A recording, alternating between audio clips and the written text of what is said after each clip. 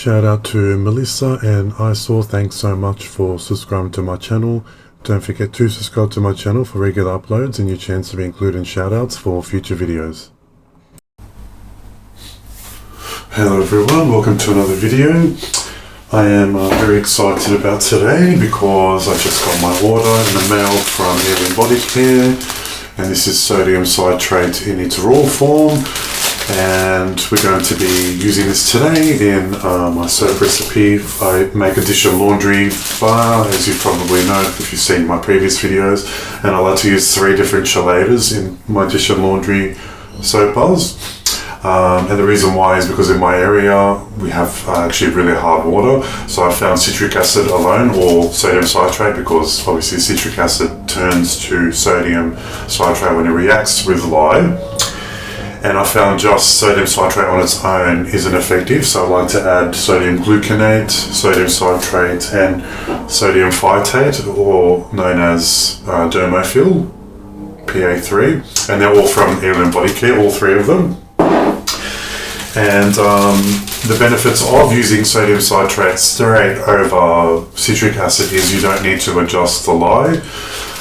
So you just calculate your recipe in lye calculator, you add the required lye, you dissolve the sodium citrate in the water before adding the lye, and of course the sodium gluconate as well, you dissolve in the water before adding the lye. So I find sodium citrate and sodium gluconate together for cleaning does exceptionally well, and if you want to really combat it, adding the Dermophil is really good as well, and that's if you have really hard water. If you have soft or mild hard water to moderate hard water, sodium citrate and sodium gluconate is more than enough, and you'll add obviously max 1% sodium gluconate and max 3.9% sodium citrate, so 39 grams per 1 kilo of oil.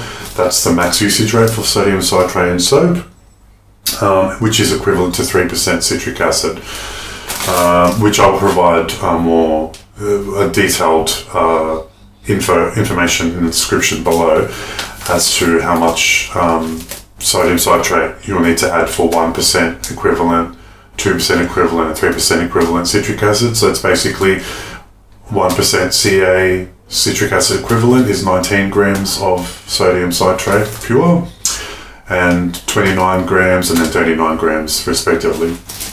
So the benefit also, like I said, don't have to adjust lye, just add that straight into the water for adding the lye, and you can actually add sodium gluconate with sodium citrate and dissolve that before adding the lye, whereas before, if you were using citric acid, you actually had to add sodium gluconate at trace, because citric acid can react with sodium gluconate, and we don't want that to happen, and that can mess up the soap recipe.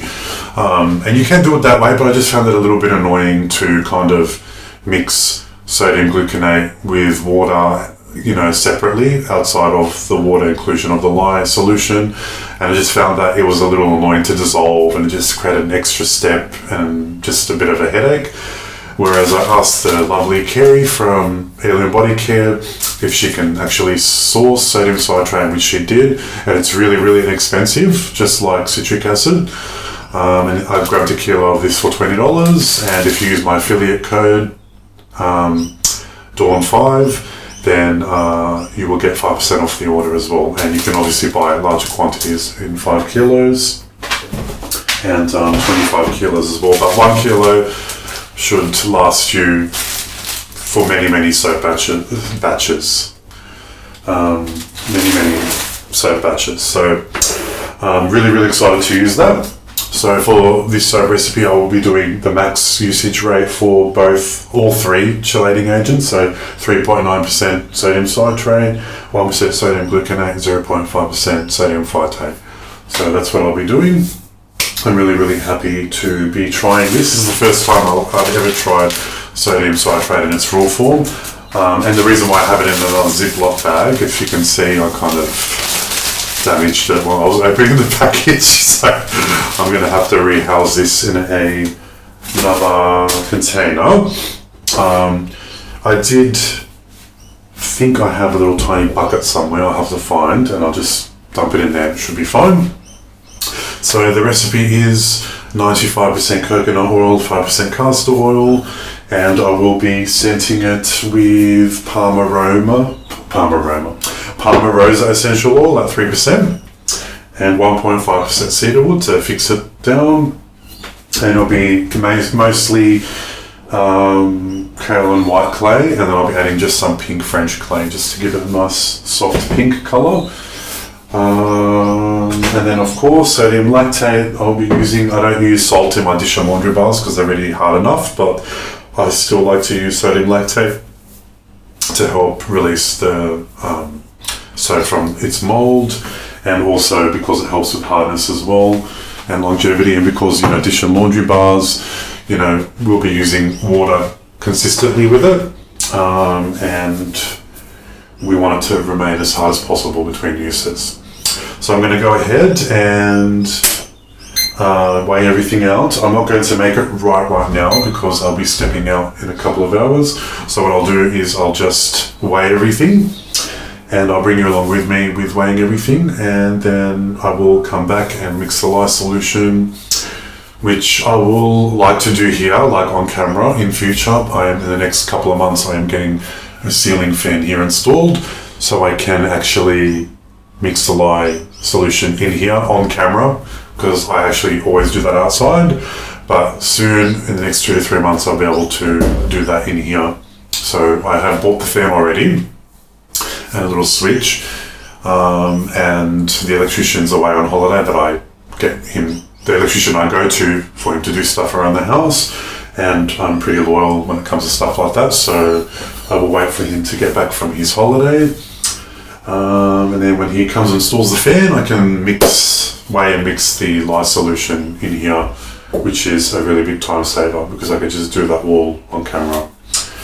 Alright, so I'm going to quit my yakking, and I'm going to weigh the oils out, and I will just put the clay straight in there. The essential oil, sodium lactate, the sodium phytate, I will mix together in a separate container, one of these, and then I will put that in at light trace and blend it all up. So that's the go, and they will be put in these molds here, if you can see. So that's what the dish and laundry bars go in.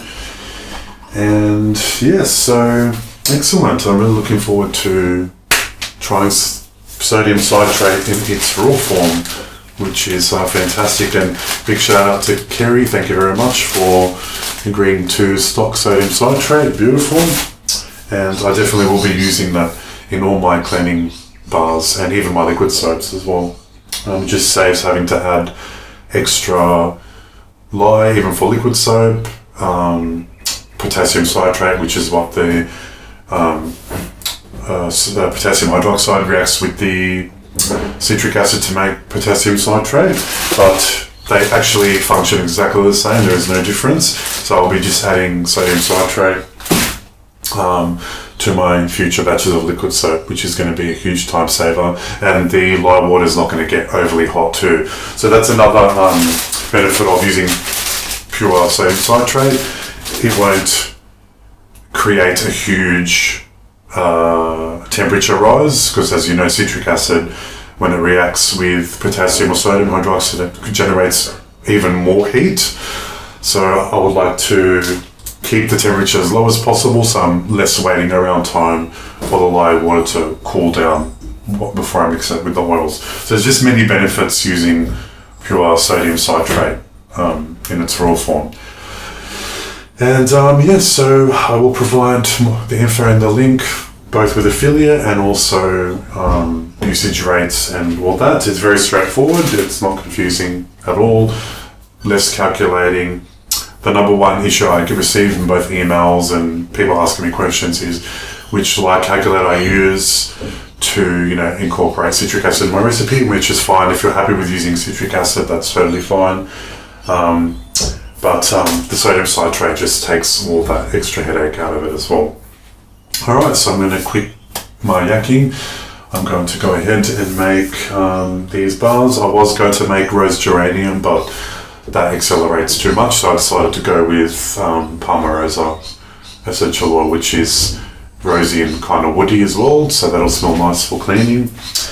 And we'll go ahead and weigh everything out and let's get started.